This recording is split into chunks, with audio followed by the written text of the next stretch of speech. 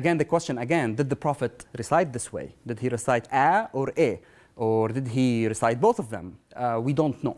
Even the information we have from the classical sources, actually, they don't tell us how the Prophet recited.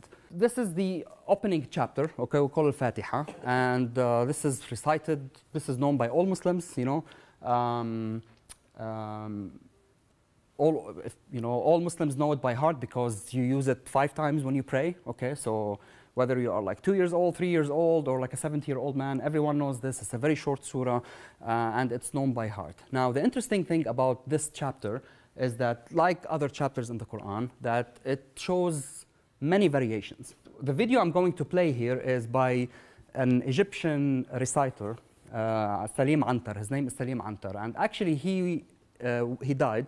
He was the last Azhari Egyptian, basically Quran reciter, to have an official certificate in reciting non-standard Quranic reading. Bismillah ar-Rahman ar-Rahim. Alhamdulillahi Rabbil Alamin. Ar-Rahman ar-Rahim. Maliki yawmiddin. İyyâke na'budu ve iyyâke nestaîn. İhdinas sıratal mustaqim. Sıratal lezîne en'amte aleyhim. Gayril mağdubi aleyhim veleddâlin.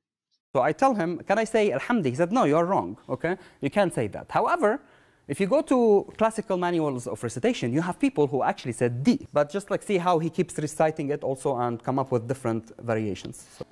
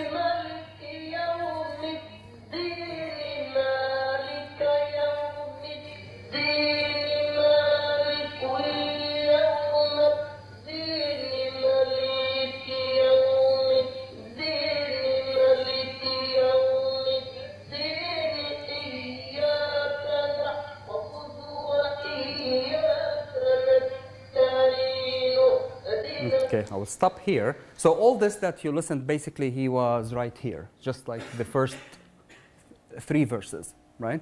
Again, if you are not initiated in the discipline, you won't really know the differences. There are very big differences. For example, Maliki versus Maliki. So you have a short vowel and a long vowel, which makes a difference in the meaning. So one is king, one is owner. That's a textual difference between the two.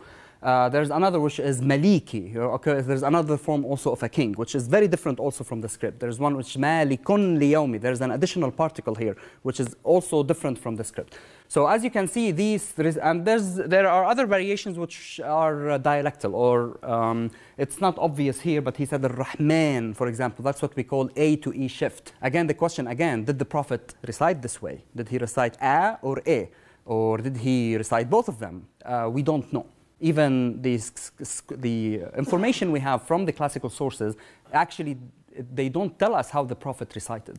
We don't have any information whatsoever how the Prophet was reading. He wouldn't himself sit down and instruct people, and this is a lengthening of vowel, or this is a genitive, or this is a nominative. These things did not exist back then.